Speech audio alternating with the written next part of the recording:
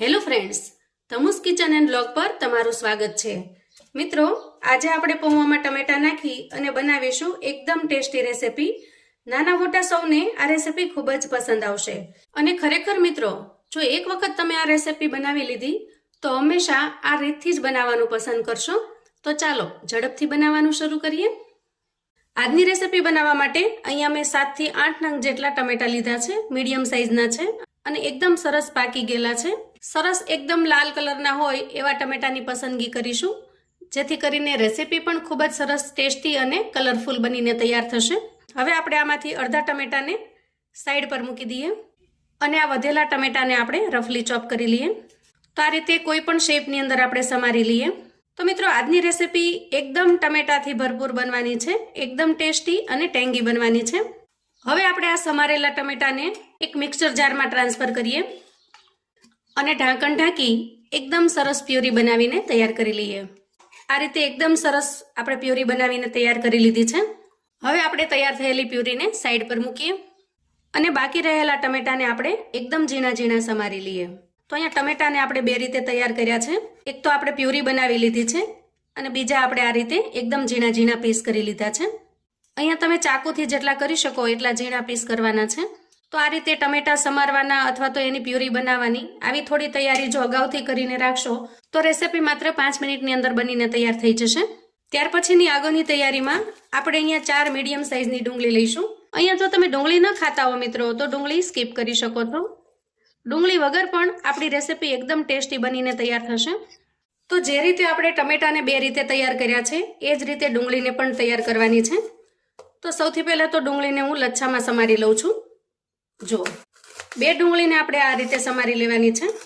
તો લચ્છામાં સમારી લીધા પછી બાકીની વધેલી બે ડુંગળીને આપણે એકદમ ઝીણી ઝીણી સમારી લેવાની છે। જો આ રીતે ઝીણી ઝીણી સમારી લેવાની છે। હવે આપણે એક સ્ટેનર લઈશું અને એમાં 2 વાટકી જેટલા પૌવા લઈશું। તો આજની રેસિપી હું 2 જણ માટે બનાવી રહી છું, એટલા માટે મેં અહીંયા 2 વાટકી જેટલા પૌવા લીધા છે। તમે જેટલા લોકો માટે બનાવતા હો એટલી વાટકી તમારે સેટ કરવાની છે। અને રેસિપી માટેના પૌવા મેં જે નોર્મલ પૌવા આવે છે, બટાકા પૌવા માટેના પૌવા એ લીધા છે। તમે કોઈ પણ પૌવા લઈ શકો છો, પણ જો નાયલોન પૌવા લેશો મિત્રો તો એ ઝડપથી લોંદા જેવા થઈ જશે। હવે આ પૌવાને મેં જોઈ ચોખ્ખા કરી ચાળીને લઈ લીધા છે, જેથી કરીને એના અંદર કોઈ ડસ્ટ કે માટી ન રહી જાય। અને હવે આપણે આ પૌવાને સારી રીતે ધોઈ લેવાના છે। તો અહીંયા થોડું વધારે પાણી લઈ અને પૌવાને એકદમ ચોખ્ખા કરી લઈએ। જો આ રીતે આપણે સરસ ધોઈ લીધા છે। પછી આપણે સ્ટેનરને લઈ લઈએ।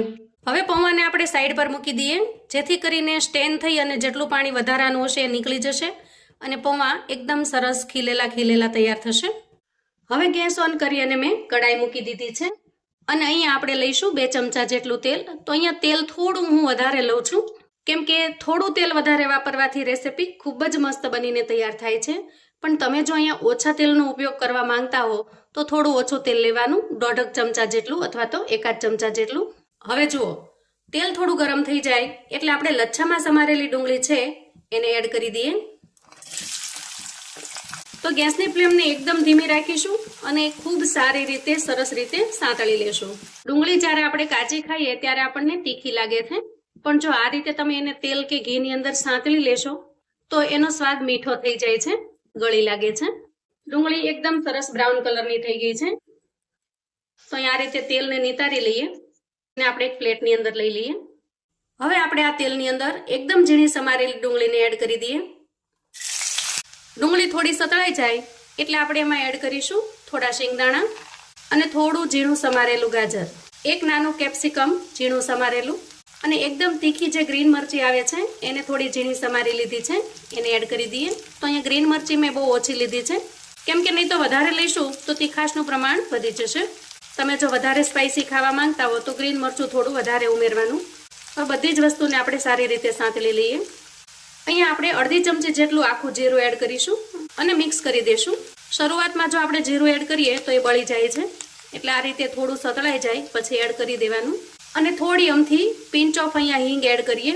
તો ખાસ કરીને ઉનાળાની અંદર હિંગ એડ કરવાથી પાચન ખૂબ સરસ રીતે થઈ જાય છે અને વળી આજે આપણે પૌવાની રેસિપી બનાવીએ છીએ એ પણ પચવામાં ખૂબ જ હલકી છે। સાંજે ઓછી ભૂખમાં અથવા તો તમને એમ લાગે કે આજે ખૂબ પેટ ભરેલું છે અને સાવ હળવું ખાવું છે તો તમે આ રીતે બનાવીને તૈયાર કરી શકો છો. ટેસ્ટીની સાથે હેલ્ધી પણ છે. હવે જુઓ, બધી જ વસ્તુ સારી રીતે સંતળાઈ ગઈ છે. તો અહીંયા હું ઝીણા સમારેલા ટામેટાને એડ કરું છું. અહીંયા થોડું આદું આપણે ગ્રેટ કરીને ઉમેરી દઈએ. આદુનો ટેસ્ટ આના અંદર ખૂબ જ સરસ આવશે. અને આ રીતે બધું જ મિક્સ થઈ જાય પછી આપણે તૈયાર કરેલી ટોમેટો પ્યુરી એડ કરી દઈએ. તો અહીંયા પાણીનો આપણે બિલકુલ ઉપયોગ નહીં કરીએ. હવે આપણે આના અંદર સૂકા મસાલા કરી લઈએ. તો અહીંયા અડધી કરતાં પણ ઓછી ચમચી ભરી અને હું હળદર એડ કરું છું. 1 ચમચી ધાણા જીરું પાવડર એડ કરીશું. અડધી ચમચી જેટલું મરચું પાવડર એડ કરીએ અને અડધી ચમચી જેટલું અહીંયા કાશ્મીરી લાલ મરચું એડ કરીએ અને સ્વાદ પ્રમાણે આપણે મીઠું એડ કરીશું. રેસીપીને થોડી ખાટી મીઠી અને ચટપટી બનાવવા માટે હું અહીંયા અડધી ચમચી જેટલી ખાંડ એડ કરું છું. તમે જો ખાંડ એડ ન કરવા માંગતા હો તો સ્કીપ કરી શકો છો, અથવા તો તમે ખાંડની જગ્યાએ થોડો અમથો ગોળ પણ ઉમેરી શકો છો. હવે આપણે બધા જ મસાલાને મિક્સ કરી દઈએ. હવે જ્યાં સુધી તેલ છૂટું ન પડે ત્યાં સુધી આપણે એકદમ ધીમા તાપે થવા દઈએ. હવે જુઓ, અહીંયા મસાલાની અંદરથી સારી રીતે તેલ છૂટું પડી ગયું છે અને ગ્રેવી પણ એકદમ સરસ પાકી ગઈ છે.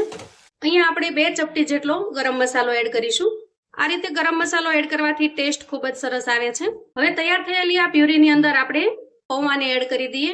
તો અહીંયા તમે જુઓ, પૌવા કેવા સરસ એકદમ છૂટા છૂટા થયા છે. તો પૌવાને આ રીતે છૂટા છૂટા રાખવાની એક ખૂબ સારી ટ્રીક છે જે હું તમારી સાથે શેર કરું છું.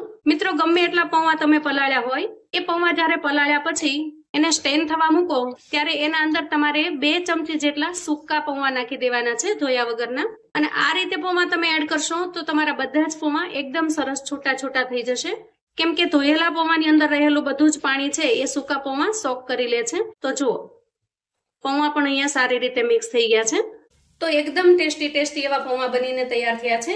હવે આપણે એમાં એડ કરીશું સાંતળીને તૈયાર રાખેલી ડુંગળીને. તો આ રીતે ડુંગળીને તમે જો ઉપરથી એડ કરશો તો મિત્રો એકદમ ગજબના પૌવા લાગશે તમને, ખૂબ જ મસ્ત ટેસ્ટી એવા. અને જો તમારે આ સમયે ફ્રાય કરેલી ડુંગળીને એડ ન કરવી હોય તો જ્યારે તમે પ્લેટ સર્વ કરો ત્યારે એના ઉપર ગાર્નિશ તરીકે પણ નાખી શકો છો. એમ પણ ટેસ્ટી લાગે છે. સાંજની હળવી ભૂખમાં અથવા તો બાળકોને ટિફિન બોક્સ કે લંચ બોક્સની અંદર પણ તમે આ રેસીપી બનાવીને આપી શકો છો. તો બાળકો જો ટમેટા નહીં ખાતા હોય તો આ રીતે એ હોંશે હોંશે ખાશે, કેમ કે રેસીપી જેટલી સરસ મજાની ટેસ્ટી અને ટેંગી બને છે. તો મિત્રો, તૈયાર છે આપણા ગરમા ગરમ ટોમેટા પૌવા. સાંજે ઓછી ભૂખ છે અથવા તો મારે કશું જ ખાવું નથી, આવું જો તમને સાંભળવા મળે અને આ ડિશ બનાવશો તો ના પાડનાર પણ એક વખત ટેસ્ટ કર્યા પછી આખી પ્લેટ પૂરી કરી જશે. કેમ કે એકદમ ટેસ્ટી અને ખૂબ જ ગજબની બનીને તૈયાર થાય છે. તો મિત્રો, આજની રેસીપી પચવામાં એકદમ હળવી અને ટેસ્ટમાં એકદમ લાજવાબ છે. તો મિત્રો, તમે ક્યારેય જો આ ડિશ ટ્રાય ન કરી હોય તો એક વખત ચોક્કસથી બનાવજો અને મને તમારો ફીડબેક શેર કરજો કે આજની રેસીપી તમને કેવી લાગી છે. તો આવું અવનવું જાણવા માટે અને મને સપોર્ટ કરવા માટે ચેનલ પર જો તમે નવા છો તો ચેનલને સબસ્ક્રાઇબ કરો. વિડીયો ગમે તો લાઈક અને શેર કરો. તમારા સગા સંબંધી મિત્રોને પણ આપણી આજની આ ટેસ્ટી એવી ટોમેટો પૌવાની રેસીપી ચોક્કસથી શેર કરજો, જેથી એ લોકો પણ ક્યારેક ઝડપથી કશું બનાવવું છે અથવા તો ઓછી ભૂખ છે તો આ રીતે બનાવીને તૈયાર કરી શકે. બાળકોને ટિફિન બોક્સ કે લંચ બોક્સની અંદર પણ બનાવીને આપી શકે. કોમેન્ટમાં મને ચોક્કસથી જણાવજો મિત્રો કે આજની રેસીપી તમને કેવી લાગી છે. તો ફરી મળીએ એક નવી રેસીપી સાથે. ત્યાં સુધી આવજો મિત્રો.